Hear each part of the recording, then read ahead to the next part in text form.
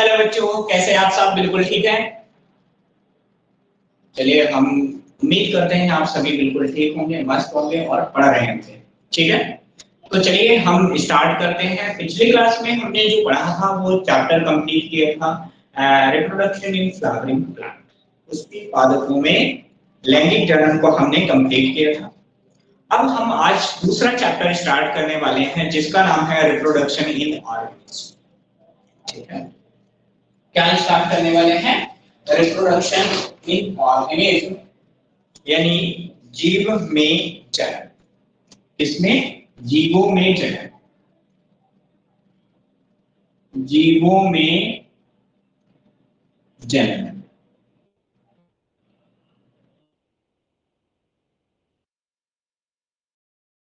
Reproduction in organism.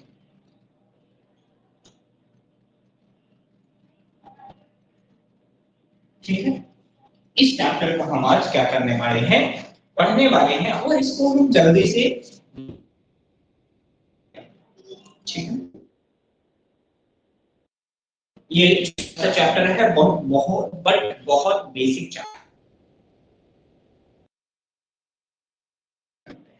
ठीक है, तो यहाँ का नाम है रिप्रोडक्शन इन ऑर्गेनिज्म, जीवों में जनन।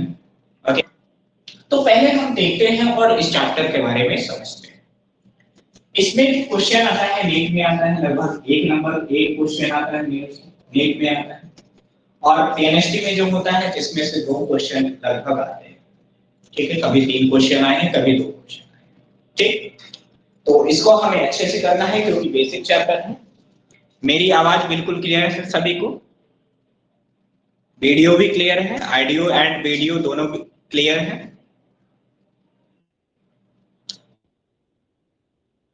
हम क्लास को और आगे कंटिन्यू करते हैं।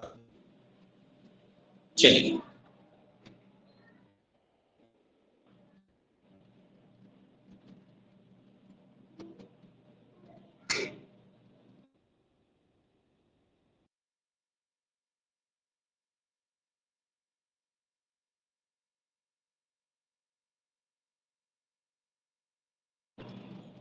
क्लास विजिबल है सभी को?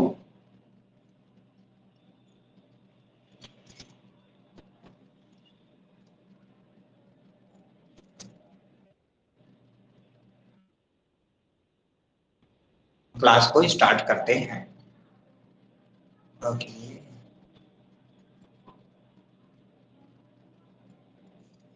अब इस चैप्टर का नाम क्या है? जीवों में जनन।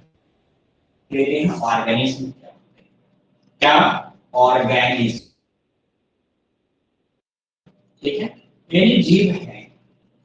तो आप देखोगे कि हमारे सराउंडिंग में, हमारे चारों ओर जो जीव होते हैं, ऑर्गेनिज्म होते हैं, हमें थ्री टाइप से दिखाई देते हैं। कितने प्रकार से दिखाई देते हैं? तीन प्रकार।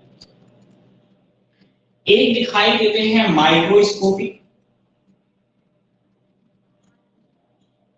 ठीक है, जिसको हम बोलते हैं सूक्ष्म जीव। ठीक है, हमें दिखाई देते हैं क्या? एनिमल्स। और एक दिखाई देते हैं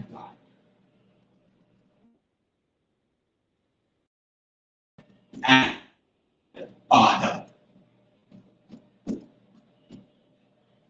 क्या? जंतु एंड पादप। इतना समझ में आया? तो देख रहे हैं वो जो जीव है, ऑर्गेनिज्म है, कितने टाइप के हुए? Microscopic, animals and plant. अब माइक्रोस्कोपिक होते क्या है?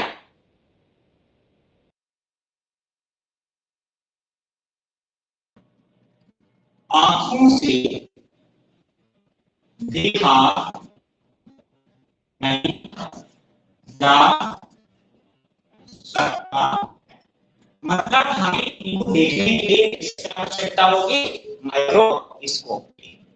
ठीक है, इनको हमें देखने के लिए किसकी आवश्यकता होगी बेटा? माइक्रो, इनको हम क्या बोलते हैं? माइक्रोस्कोपिक। अब ये माइक्रोस्कोपिक जो ये हमें दिखाई कहाँ देते हैं? तो बेटा ये जो माइक्रोस्कोपिक एनिमल्स होते हैं, माइक्रोस्कोपिक जो होते हैं, ऑर्गेनिज्म जो होते हैं, हमें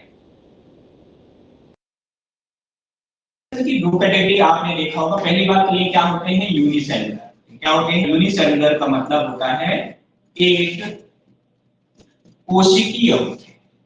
कैसे होते हैं बेटा? एक कोशिकीय होते हैं, सिंगल सेल होते हैं, यूनिसेलुलर होते हैं। अब समझ में आएगा आपके दिमाग में? क्लासिफिकेशन यदि किया जाए तो वर्गीकरण के दो क्लास ऐसे हैं। पहला होता है मोनेरा और दूसरा होता है प्रोटिस्टा। ठीक है, ये दो क्लास ऐसी हैं जिनमें क्या पाए जाते हैं, सिंगल सेल ऑर्गेनिज्म पाए जाते हैं। मोनेरा में जो होता है प्रोकैरियोटिक होते हैं। क्या होते हैं? प्रोकैरियोटिक होते हैं। और यहां पर क्या होते हैं, यूकैरियोटिक। क्या होते हैं? यूकैरियोटिक होते हैं। ठीक है बेटा, तो आपको पता हो गया सूक्ष्म जीव होते हैं वो एक कोशिकीय होते हैं, जिसे हम आंखों से देख कहां पाए जाते हैं, मोनेरा या प्रोटिस्टा में जाते हैं, प्रोकैरियोटिक या यूकैरियोटिक। क्या होते हैं, वो लोअर ऑर्गेनिज्म से लेकर हायर ऑर्गेनिज्म, निम्न से उच्च। ये भी कहां से होते हैं, निम्न वर्ग से। निम्न वर्ग कहां तक होते हैं, उच्च वर्ग तक होते हैं। ये भी एनिमल्स भी क्या होते हैं, ये भी निम्न वर्ग से लेकर वर्ग तक होते हैं। ठीक है, इतना समझ में आया बच्चों? तो ये क्या हो गए, ऑर्गेनिज्म। क्या हो गए, ऑर्गेनिज्म। ठीक है, अब रिप्रोडक्शन का मतलब क्या होता है, अपने ही समान जीवों को जन्म देना। जन्म देना, ठीक है। जन्म क्या है, अपने ही समान जीवों को उत्पन्न करना है। क्या है, एक तरह का जन्म। ठीक है, जीवों की जन्म देने की जो प्रक्रिया होती है उसको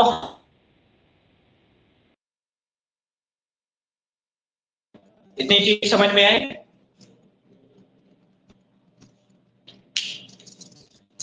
वॉइस है क्या? सभी को वॉइस क्लियर नहीं आ रही? अब हुई?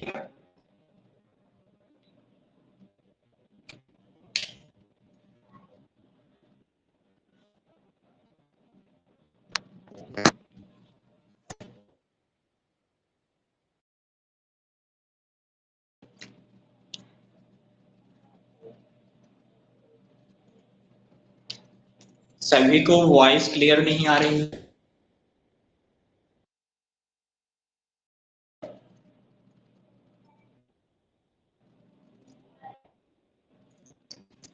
अच्छा,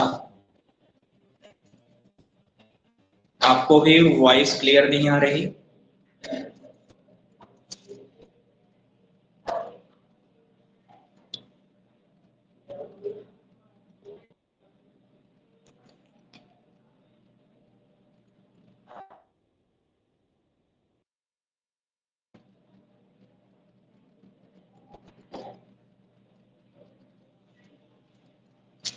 अभी भी नहीं है वॉइस क्लियर?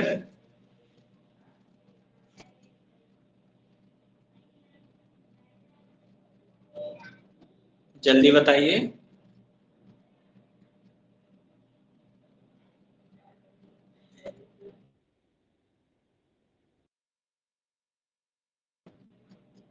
ओके, चलिए स्टार्ट करते हैं आगे। तो इतना समझ में आया? ऑर्गेनिज्म क्या है, ऑर्गेनिज्म एक तरह का क्या होता है, माइक्रोस्कोपिक होता है, सूक्ष्म जब होता है। एनिमल्स निम्न वर्ग से उच्च वर्ग यानी लोअर ऑर्गेनिज्म से हायर ऑर्गेनिज्म, ये भी लोअर से हायर होता है। अपने ही समान लाइक टू, है ना, पैरेंट। अपने ही समान जीवों को जो जन्म देने की यानी अपने समान ऑर्गेनिज्म को प्रोड्यूस करने की जो प्रोसेस होती है उसे हम क्या बोलते हैं, जन्म।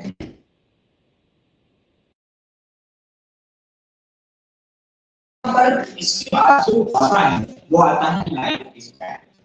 क्या आता है? Life span. लाइफ स्पैन है, हम मान लीजिए ऑर्गेनिज्म है, वह अपनी लाइफ जो है पृथ्वी पर कितने साल जो है,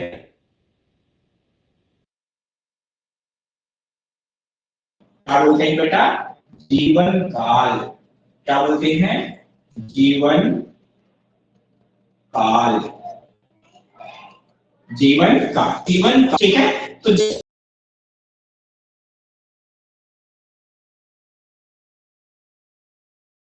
होता है वो जीव के किस पर नहीं करता है? आकृति पर निर्भर से लेकर उसके मृत्यु काल होता है, उसको हम क्या कहते हैं? जीवन काल कहते हैं। जीवों का जो जीवन काल होता है वो जंतु की आकृति पर निर्भर। सभी जंतुओं का जो जीवन काल होता है क्या होता है? अलग अलग होता है, ठीक है।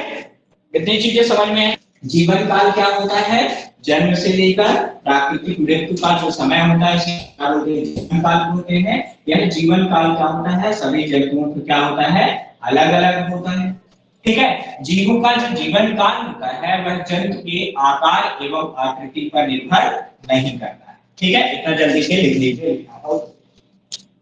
हम इसके आगे बात करते हैं। आवाज जा रही है? एक बार इन्फॉर्म कर देना। चलिए बात करते हैं आगे।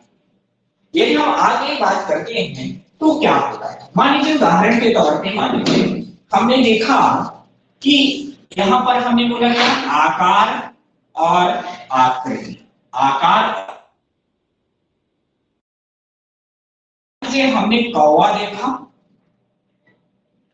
और साथ में तोता देखा, ठीक है। अब ये जो कौवा होता है आकार और आकृति के समान होता है, ठीक है। यानी जो क्रो है इसकी जो आकार एवं आकृति होती है तोता के आकार एवं आकृति से लगभग समान होती है, ठीक है। अब क्या हुआ? काल है लगभग, ध्यान रखना लगभग कंफर्म नहीं करें, लगभग।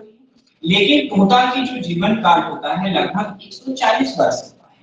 तो देख रहे हो कि दोनों जो है देखने पे एक जैसे हैं, उनकी आकृति एक जैसे हैं, लेकिन जो कौवा है और तोता है दोनों की जो एज है, उनका जो जीवन काल है दोनों अलग है, ठीक है। इतनी चीजें समझ में आ गई? ये देखो बेटा, ठीक है। अब आगे यदि हम बात करते हैं तो आगे क्या होगा? तो जीवों में जन्म, ठीक है। जीवन काल क्या होता है? जन्म से मृत्यु तक का जो टाइम काल होता है वो जीवन काल होता है। सभी जंतुओं का जो जीवन काल होता है अलग अलग होता है। जीवों का जो जीवन काल होता है आकार और आकृति पर निर्भर नहीं करता है। जैसे कौवा जो होता है तोता के लगभग एक जैसा होता है, लेकिन दोनों का जीवन काल अलग अलग होता है। अब जैसे मान लीजिए एक एग्जाम्पल है, जैसे कछुआ, क्या कछुआ जो होता है वह है मगरमच्छ। मगरमच्छ से क्या होता है? छोटा। लेकिन जो कछुआ होता है इसका जीवन काल लगभग 100 से 200 साल होता है और मगरमच्छ का लगभग 50 से 60 साल होता है। यहाँ पे साल है, यहाँ भी क्या है? साल, ठीक है। तो देख रहे हैं दोनों का आकार क्या है? डिफरेंट है, लेकिन जो जीवन काल उनकी जो लाइफ एक्सपेक्टेंसी है, जो उनका लाइफ स्पैन है क्या है? अलग है। इतना समझ में है? आ गया? तो ये क्या हो गया? एक छोटा सा इंट्रोडक्शन हो गया लाइफ स्पैन, जीवन काल के बारे में। अब बेटा इसके बाद यदि हम देखते हैं तो आता है जल। क्या आता है? जल। क्या आता है? जल। रिप्रोडक्शन।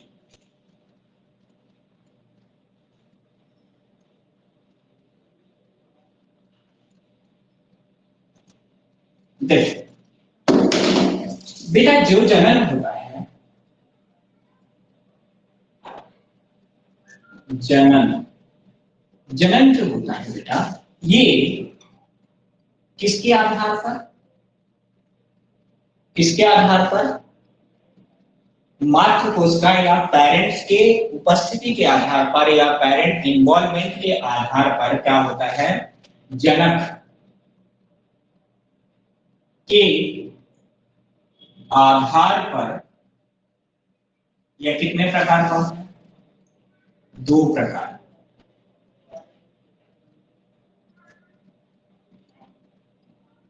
जनक के आधार पर कितने प्रकार का होता है? दो प्रकार। कौन कौन से होता है?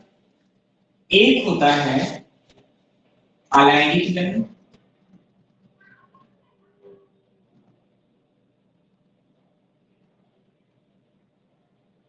और एक होता है लैंगिक जनन।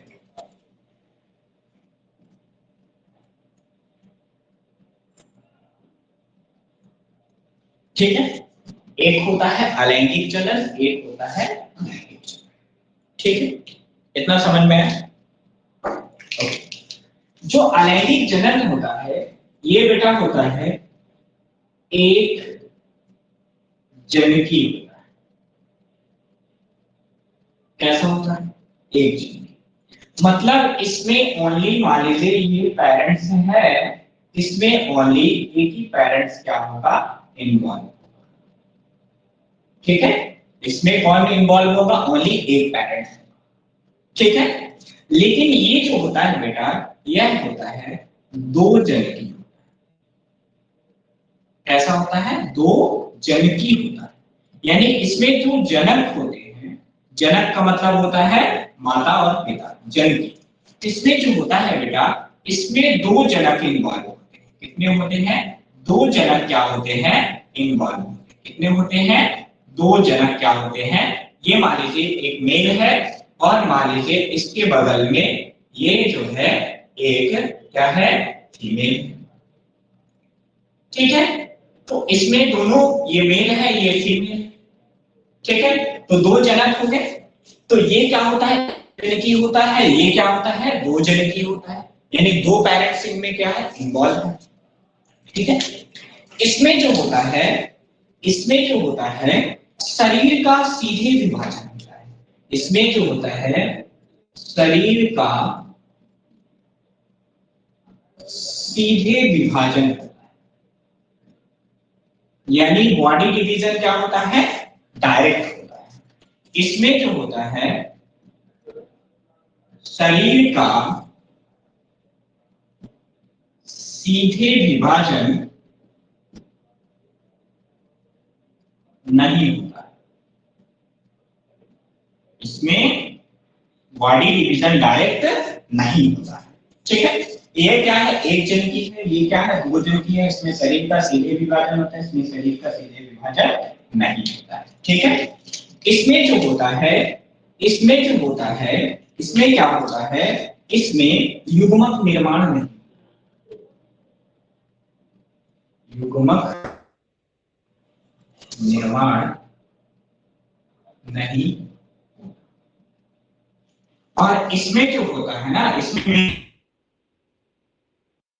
क्योंकि दोनों अलग अलग हैं, इसमें जो होता है, इसमें युग्मक निर्माण होता है।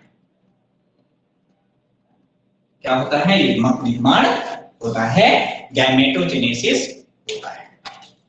ठीक है, आगे यदि हम बात करें बेटा, इसमें युग्मक निर्माण हो गया, पहले क्या हो गया, एक जनकी हो गया, दूसरा शरीर का सीधे विभाजन, दूसरा क्या, तीसरा क्या है, युग्मक निर्माण हो गया। तीसरा बेटा, जब युग्मक निर्माण नहीं हो रहा है तो आगे की प्रोसेस होगी क्या, नहीं होगी। मतलब युग्मक निर्माण नहीं हो रहा है तो यहां पर निषेचन, निषेचन क्या होगा, अनुपस्थित होगा। क्या होगा बेटा, निषेचन क्या होगा, अनुपस्थित होगा। यानी जो फर्टिलाइजेशन जो होता है वो क्या होगा, अब्सेंट होगा। और बेटा इसमें युग्मक निर्माण हो रहा है तो इसमें क्या होगा, निषेचन, निषेचन क्या होगा बेटा, उपस्थित होगा। निषेचन क्या होगा, उपस्थित होगा। इसमें निषेचन अनुपस्थित है क्योंकि गैमेट ही नहीं बन रहा। इसमें निषेचन होगा क्योंकि क्या हो रहा है, गैमेट फॉर्मेशन हो रहा है। ठीक है, अब आगे देखो, निषेचन के बाद यहाँ पर बनता है जायगोट। क्या बनता है, जायगोट। यहाँ पर क्या होता है, जायगोट, जायगोट का निर्माण होता है। ठीक है, सॉरी, निर्माण नहीं होता है क्योंकि निषेचन नहीं हो रहा तो जायगोट नहीं बनेगा। तो यहां से जायगोट का निर्माण नहीं होता है। क्या है, नहीं होता है। और इसमें क्या होता है, जायगोट का निर्माण होता है। क्या, इसमें जायगोट का निर्माण नहीं होता और इसमें जायगोट का निर्माण होता है। तो ये क्या है, एक जन की, इसमें सीधे शरीर का विभाजन, इसमें युग्मक निर्माण होता है, इसमें निषेचन अनुपस्थित, इसमें जायगोट का निर्माण नहीं होता है। ये क्या होता है, दो जन की होता है। अब दो जनक है तो इसमें शरीर का डायरेक्ट विभाजन नहीं होता। इसमें युग्मक का, यानी इसमें मेल गैमेट में मेल, फीमेल गैमेट में फीमेल, तो यहाँ पे युग्मक निर्माण होता है। जब युग्मक बन रहे हैं तो दोनों आपस में आएंगे तो क्या होगा, निषेचन होगा। निषेचन होगा तो जायगोट। इतना समझ में आया कि नहीं? आ गया? इतना जल्दी से करो, फास्ट, क्विक फास्ट, जल्दी नोट करो।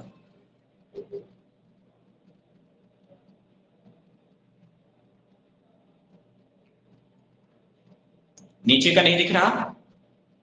नीचे का जो लिखा है वो है जायगोट निर्माण नहीं होता है और जायगोट निर्माण होता है। जल्दी करिए, फास्ट, क्विक फास्ट। चलिए आगे देखते हैं। आप वीडियो को पॉज करेंगे और ठीक है बेटा, आगे बढ़ते। इसीलिए अभी अभी ये कंप्लीट नहीं हुआ, थोड़ा सा और है। आगे पॉइंट देखते हैं, नेक्स्ट पॉइंट है, देखो आगे का पॉइंट क्या है। आपने देखा कि जायगोट का निर्माण हुआ, तो आगे का क्या हुआ, यहां पर जायगोट का नहीं बन रहा तो भ्रूण का निर्माण नहीं होगा। भ्रूण का निर्माण नहीं होता है, नहीं होता है। और इसमें क्या होगा, भ्रूण का निर्माण होगा। भ्रूण का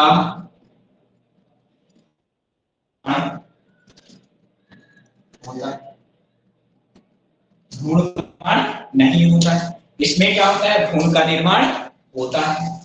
नेक्स्ट, अब भ्रूण का निर्माण जब नहीं हो रहा तो यहाँ पर क्या होगा, आगे की प्रोसेस नहीं होगी। तो इसमें क्या होता है, आगे जो होता है इसमें विभाजन किसके द्वारा होता है, समसूत्री होगा, अर्धसूत्री होगा, क्या होता है, समसूत्री होता है। इसमें डिवीजन जो होता है समसूत्री विभाजन होता है। और इसमें जो होता है, इसमें विभाजन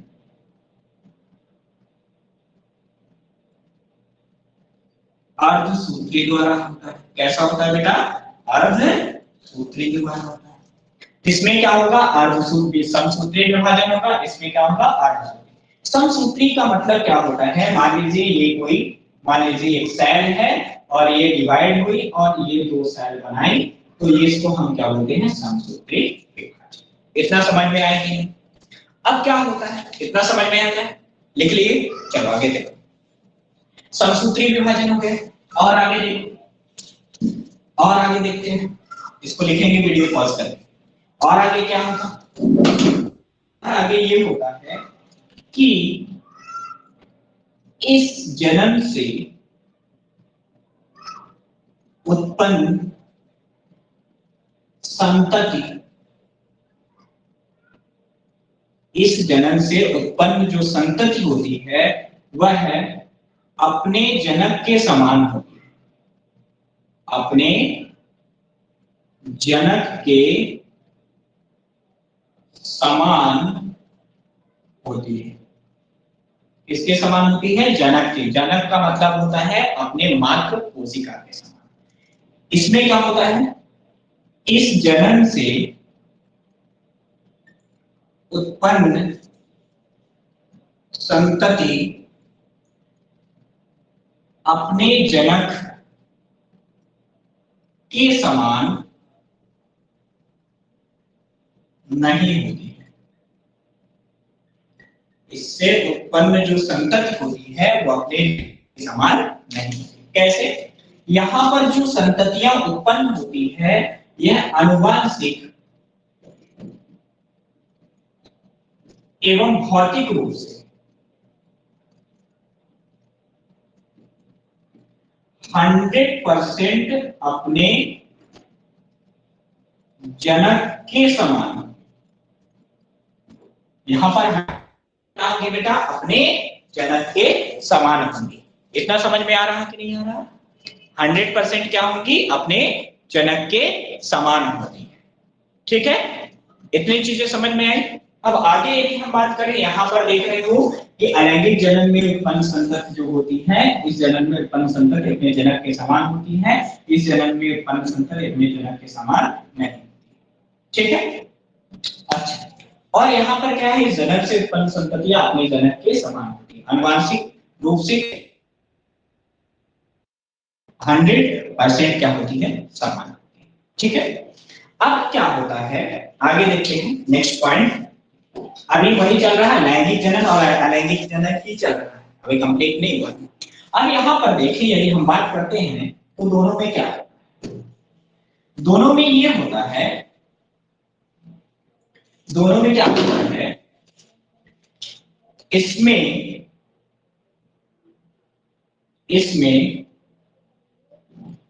आनुवांशिक विभिन्नता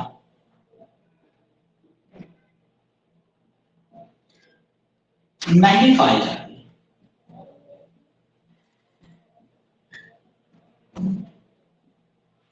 आनुवांशिक विभिन्नता का मतलब होता है कि इस जनन से, अलैंगिक जनन से उत्पन्न होने वाली जो संतानें होती हैं उनमें अपने पेरेंट्स में कोई विभिन्नता नहीं होती, 100% अपने जनक के समान होती है, अपने पेरेंट्स के समान। जैसे आपने काई देखा होगा कि आज देखा कि एक जगह कहीं काई लगी थी, कल देखोगे तो थोड़ा दूसरी जगह होगा, लेकिन परसों देखोगे तो पूरे में लग जाती है, हो जाती है।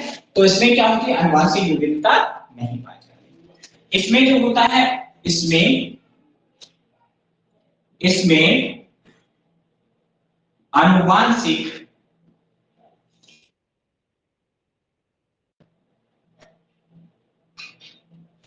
पाई जाती है।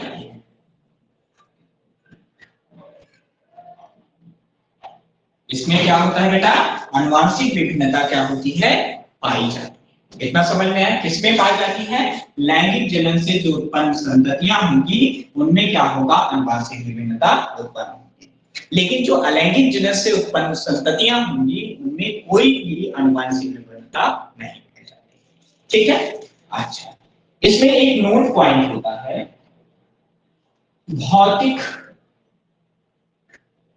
एवं आनुवांशिक रूप से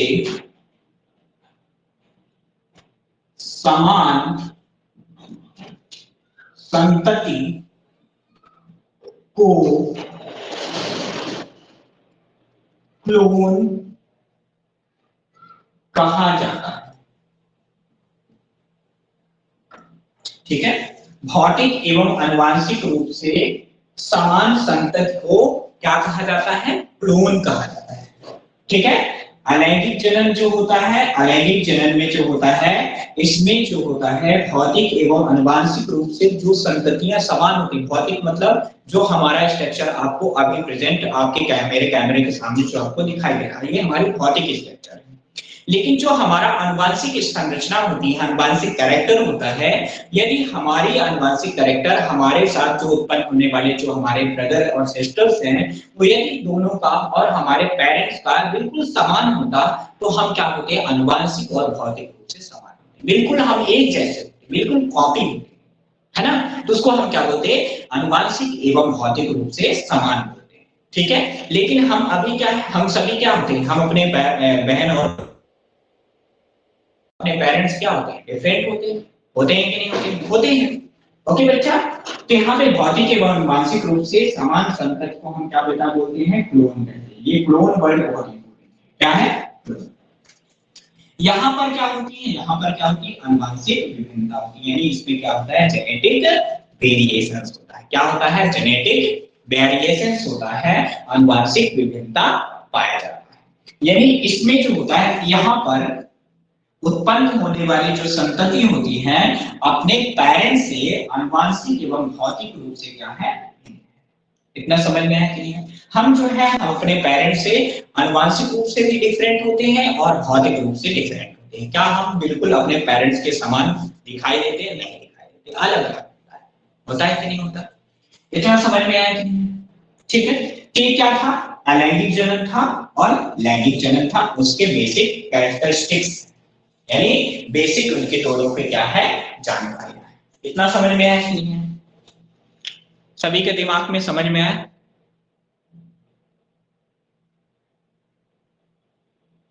चलिए हम बात करते हैं आगे।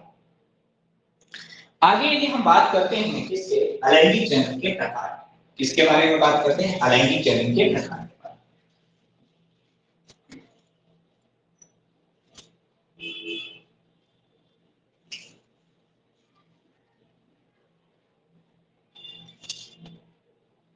देखो बेटा, यदि हम अलैंगिक जनन के प्रकार के बारे में बात करते हैं तो कौन कौन से होते हैं?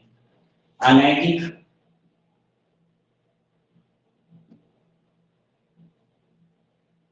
जनन के प्रकार, अलैंगिक जनन के प्रकार के बारे में हम बात करते हैं। ठीक है। अब ये जो अलैंगिक जनन के प्रकार हैं ये कितने टाइप के? तो यदि हम इनके बात करते हैं तो ये अलैंगिक जनन के जो प्रकार हैं ये अलग अलग होते हैं। पहला जो होता है विखंडन।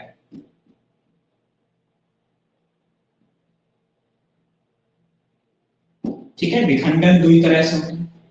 या पहला होता है विभाजन। क्या होता है? विभाजन। विभाजन जो होता है दो तरह के होता है। एक होता है द्विविभाजन, द्विविभाजन, और एक होता है बहुविभाजन। ठीक है। अब बेटा ये जो दो विभाजन आपको देखने को मिलता है, ये देखने को मिलता है अमीबा, पैरामीशियम, यूग्लिना, ठीक है, और किसमें? प्लेनेरिया। इन सभी में क्या देखने को आपको मिलेगा? द्विविभाजन। क्या देखने को मिलेगा? द्विविभाजन। लेकिन बहुविभाजन आपको किसमें देखने को मिलेगा? प्लाज्मोडियम। किसमें देखने को मिलेगा? प्लाज्मोडियम। किसमें देखने को मिलेगा? प्लाज्मोडियम। ठीक है, इतना समझ में है? द्विविभाजन समझ में है? ठीक है। उसके बाद जो होता है द्विविभाजन के बाद आता है मुकुलन। क्या आता है? मुकुलन। मुकुलन में क्या होता है? मान लीजिए कोई बॉडी है, मान लीजिए यहाँ पर ये मान लीजिए कोई प्लांट है, यानी प्लांट नहीं हाइड्रा है ये, और इसके बॉडी में एक इस तरह से कली निकल आती है। क्या आती है? कली निकल आती है। और ये कली आगे की ओर बढ़कर क्या करती है? एक नया क्या बनाती है? फिर से इसी के जैसे एक न्यू ऑर्गेनिज्म क्या करती है? फॉर्म करती है। इस तरह से एक न्यू ऑर्गेनिज्म, इसको हम बोलते हैं मुकुलन। यानी शरीर के बाहर एक कायिक कोशिका का निर्माण जो होता है मुकुलन कहलाता है। अब मुकुलन जो होता है बेटा, ये मुकुलन जो होता है ये दो किस में होता है? दो चीजों में देखने को मिलेगा। ये मिलेगा हाइड्रा में, और किस में होता है? ईस्ट में होता है। किस में होता है? हाइड्रा में होता है और ईस्ट में होता है। इतना समझ में आया कि नहीं है? आ गया? ये क्या हो गया? विभाजन हो गया। विभाजन के बाद क्या हो गया? मुकुलन हो गया। अब मुकुलन के बाद क्या आता है? मुकुलन के बाद आता है क्या? जिसको हम बोलते हैं विखंडन। क्या आता है? विखंडन। क्या आता है? विखंडन। ठीक है। अब विखंडन जो होता है इसमें क्या होता है? शरीर जो होता है क्या? शरीर जो होता है खंडों में विभक्त हो जाता है। इस जनन में क्या होता है, जो शरीर होता है क्या होता है, खंडों में विभक्त हो जाता है। ये कहां पे आपको देखने को मिलता है, ये आपको देखने को मिलता है किसमें, किसमें मिलेगा, स्पाइरोगायरा में। किसमें देखने को मिलता है, स्पाइरोगायरा में मिलता है। ठीक है, तो ये तीन हो गया, विभाजन, मुकुलन, विखंडन। विभाजन, मुकुलन, विखंडन। इतना समझ में आया कि नहीं आया? जल्दी से लिख लीजिए, फास्ट, क्विक फास्ट लिखिए जल्दी।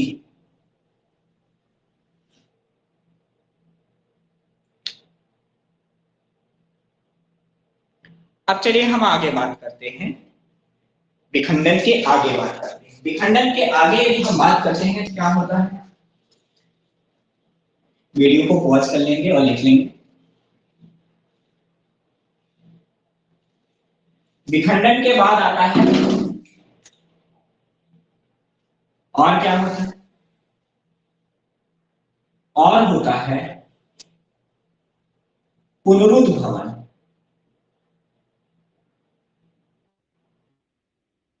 पुनरुद्भवन जिसको हम बोलते हैं रीजनरेशन। क्या बोलते हैं, रीजनरेशन।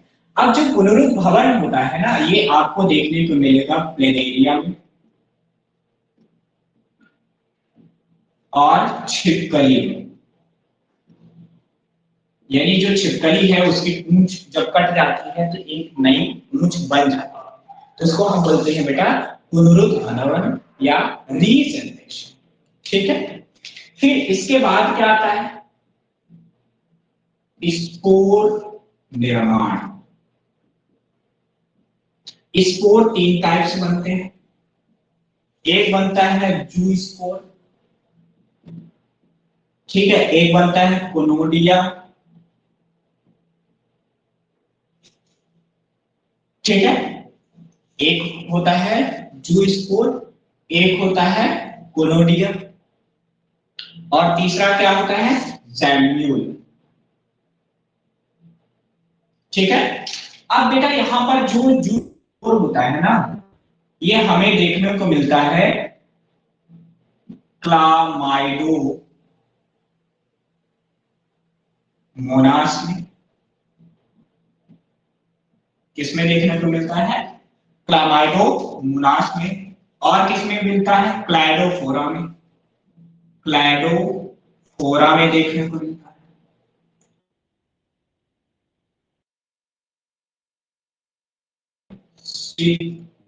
सीलियम में, पेनिसिलियम में देखने को मिलता है। और जो जू स्पोर होता है, युद्ध होता है, तो देखने को मिलता है स्पंज। इसमें देखने को मिलता है स्पंज। ठीक है, इतना समझ में आया कि नहीं है, आ गया। फिर क्या होता है, फिर क्या होता है आगे देखो, तो आगे इसके बाद होता है कायिक जनन। क्या होता है, कायिक जनन। कायिक जनन, ठीक है, क्या होता है, कायिक जनन, जिसको हम बोलते हैं वेजिटेटिव प्रोपोगेशन। अब जो कायिक जनन होता है बेटा, ये सभी में अलग अलग है। जो सबसे ज्यादा फेमस है उसको हम बोलते हैं, क्या बोलते हैं, क्या बोलते हैं, ब्रायोफिला। ठीक है, कायिक जो बर्ड होती है, यानी जो कायिक कलिका जो होती है, वो किसमें निर्माण हो जाता है, किसमें, ब्रायोफिला में। किसमें होता है, ब्रायोफिला में। ये किसमें होता है, पत्ती में होता है। किसमें होता है बेटा, पत्ती में होता है। जड़ में यदि हम देखें, जड़ में हो गया, जड़ में आपने देखा होगा किसमें देखने को मिलता है, डहलिया में। किसमें मिलता है, डहलिया में। ठीक है, यदि आप तना में देखेंगे तो तना में किसमें किसमें मिलता है, किसमें किसमें मिलता है, आपने देखा होगा अदरक में देखा होगा, हल्दी में देखा होगा। ठीक है, फिर यदि आप बल्ब में मिले, प्याज में, किसमें देखने को, प्याज में, सॉरी प्याज में, लहसुन में, ठीक है। फिर यदि आपने राइजोम यानी देखने को मिला होगा, राइजोम जिसको